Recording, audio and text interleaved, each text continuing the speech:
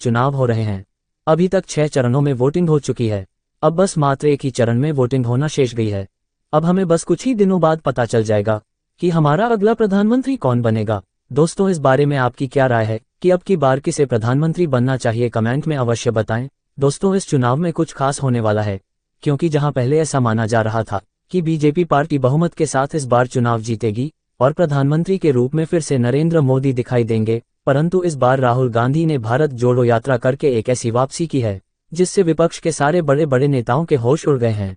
India गठबंधन ने पूरे देश में एक अलग सा ही माहौल बना दिया है, जहां एक और बीजेपी पार्टी है जो कि पिछले लगातार 2 लोकसभा चुनाव में जीत हुई आ रही थी। उन चुनाव में कांग्रेस पार्टी कहीं नजर ही नहीं आती थी। अब की बार तो ऐसा लग रहा था कि इस चुनाव के खत्म होने के साथ साथ कांग्रेस पार्टी का भी अंत हो जाएगा, परंतु ऐसा बिल्कुल भी नहीं हुआ। राहुल गांधी ने आखिरी समय पर मास्टर स्ट्रोक खेलकर पूरा खेल ही पलट दिया। दोस्तों, आज की वीडियो में हम लोकसभा चुनाव के 6वें चरण के ओपिनियन पोल के बारे में जानेंगे कि आखिर किस किस राज्य में बीजेपी पार्टी इंडिया गठबंधन से हार रही है। तो चलिए शुरू करते हैं आज की वीडियो शुरू करने से पहले आपसे विनती है कि यदि चैनल पर नए हैं तो चैनल को सब्सक्राइब करना बिल्कुल भी ना भूले, और यदि वीडियो पसंद आए तो वीडियो को एक लाइक भी अवश्य करें। तो चलिए इसी के साथ सबसे पहले हम बात करते हैं मध्य प्रदेश राज्य के ताज़ा ओपिनियन पोल के बारे में। मध्य प्रदेश में लोकसभा की कुल 29 सीटें मौजूद है। मध्य प्रदेश में पर बीजेपी पार्टी की सरकार है। मध्य प्रदेश में भाजपा गठबंधन एनडीए के खाते में इस बार 19 सीटें आ रही है, तो वहीं दूसरी ओर इंडिया गठबंधन के खाते में 10 सीटें जाती हुए दिखाई दे रही है।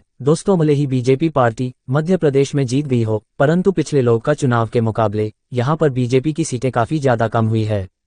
तो चलिए इसी के साथ बात करते हैं कर्नाटक राज्य के बारे में। कर्नाटक राज्य में लोकसभा की कुल 28 सीटें मौजूद है, जिसमें से बीजेपी पार्टी के खाते में 14 सीटें तो दूसरी और इंडिया अलायंस के खाते में 16 सीटें जाने का अनुमान है।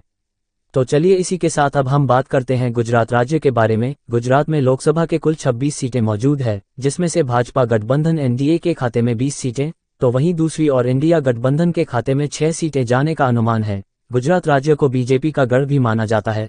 ऐसा कहा जाता है कि गुजरात में बीजेपी को हराना असंभव है, और ऐसा दिखाई भी दे रहा है।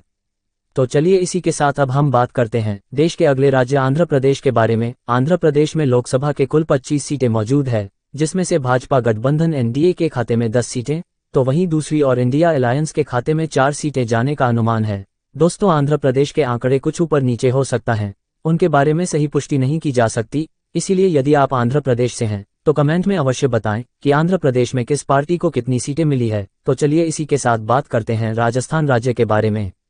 राजस्थान में लोकसभा की कुल 25 सीटें मौजूद है, जिसमें से भाजपा गठबंधन एनडीए के खाते में 15 सीटें आते हुए दिखाई दे रही है, तो वहीं दूसरी और इंडिया गठबंधन के खाते में मात्र 10 ही सीटें आ सकी। लोकसभा चुनाव 2024 में राजस्थान में बीजेपी का प्रदर्शन ज्यादा अच्छा नहीं है, जितना कि पहले वाले चुनाव में होता था। तो चलिए इसी के साथ अब हम बात करते हैं उड़ीसा के ताज़ा ओपिनियन पोल के बारे में।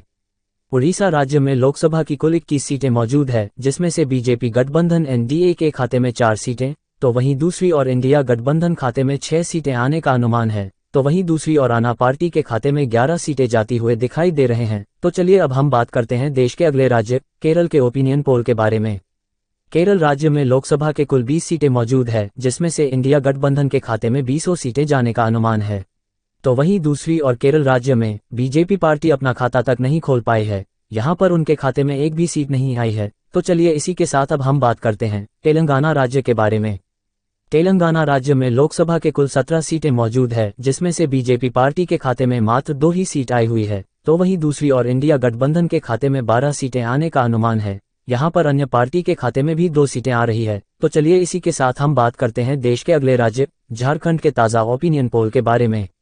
झारखंड में लोकसभा के कुल 14 सीटें मौजूद है, इसमें से बीजेपी पार्टी के खाते में मात्र 5 सीटें तो 9 सीटें इंडिया अलायंस के खाते में जाती हुई दिखाई दे रही है। इसी के साथ अब हम बात करते हैं मेघालय राज्य के बारे में। मेघालय राज्य में लोकसभा की कुल 2 ही सीटें मौजूद है, जिसमें से दोनों ही पार्टियों के खाते में एक सीटें जाते हुए नजर आ रही है। तो चलिए इसी के साथ अब हम बात करते हैं देश के अगले राज्य अरुणाचल प्रदेश के बारे में। अरुणाचल प्रदेश में लोकसभा के कुल 2 सीटें मौजूद है और यहाँ पर भी एक सीट बीजेपी गठबंधन के खाते में तो दूसरी सीट इंडिया गठबंधन के खाते में जाते हुए दिखाई दे रही हैं। तो चलिए अब हम बात करते हैं गोवा राज्य के बारे में। गोवा में भी लोकसभा की 2 सीटें मौजूद है और यहाँ पर भी एक सीट दोनों पार्टी में बढ़ती हुई नजर आ रही है। इसी के साथ अब हम बात करते हैं देश के अगले राज्य मणिपुर के बारे में। मणिपुर राज्य में लोकसभा के कुल 2 ही सीटें मौजूद है, जिसमें से दोनों ही सीटें इंडिया गठबंधन के खाते में जाती हुई दिखाई दे रही है। मणिपुर में बीजेपी पार्टी को एक भी प्राप्त नहीं हुई है।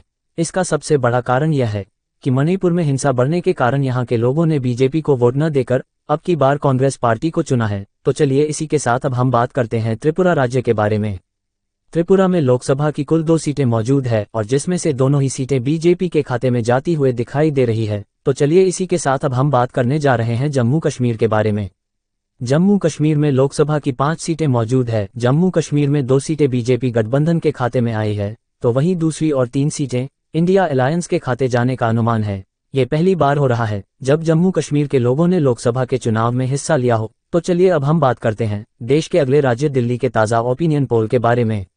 दिल्ली में लोकसभा की कुल 7 सीटें मौजूद है, जिसमें से भाजपा गठबंधन एनडीए के खाते में मात्र 2 ही सीटें जाते हुए दिखाई दे रही है, तो वहीं दूसरी और इंडिया गठबंधन के खाते में 5 सीटें जाने का अनुमान है। दिल्ली में अरविंद केजरीवाल की सरकार है और वह इस बार इंडिया गठबंधन का हिस्सा है।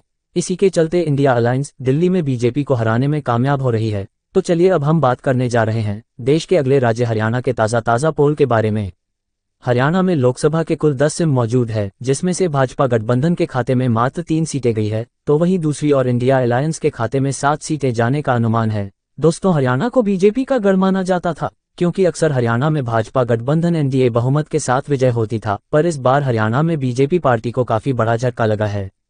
तो चलिए इसी के साथ बात करते हैं छत्तीसगढ़ के बारे में। छत्तीसगढ़ में लोकसभा की कुल 11 सीटें मौजूद है, जिसमें से बीजेपी गठबंधन एनडीए के खाते में मात्र 5 सीटें आई है, तो हिंदू इस और इंडिया गठबंधन से खाते में 6 सीटें जाने का अनुमान है। तो चलिए इसी के साथ अब हम बात करते हैं देश के अगले राज्य पंजाब के ताज़ा सर्वे ओपिनियन पोल के बारे में। पंजाब में लोकसभा के कुल 13 सीटें मौजूद है, जिसमें से बीजेपी पार्टी के खाते में 7 सीटें, तो वहीं दूसरी और अन्य पार्टी के खाते में 5 सीटें जाती हुई दिखाई दे रही है। पंजाब राज्य में बीजेपी पार्टी अपना खाता तक नहीं खोल पाई है, यहाँ पर उनके खाते में एक भी सीट नहीं आई है। दोस्तों, पंजाब में आम आदमी पार्टी को खूब ज्यादा सीटें प्राप्त हुई है और इस बार आम आदमी पार्टी इंडिया गठबंधन का ही एक हिस्सा है। तो हम ये कह सकते हैं कि इंडिया गठबंधन में जो सीटें पंजाब में आई है वह सारी की सारी आम आदमी पार्टी की वजह से आई है। यदि आम आदमी पार्टी इंडिया गठबंधन का हिस्सा न होती तो पंजाब में कांग्रेस के खाते में एक भी सीट नहीं जाती। तो चलिए इसी के साथ हम बात करते हैं असम राज्य के ताज़ा सर्वे ओपिनियन पोल के बारे में। असम राज्य में लोकसभा के कुल 14 सीटें मौजूद है,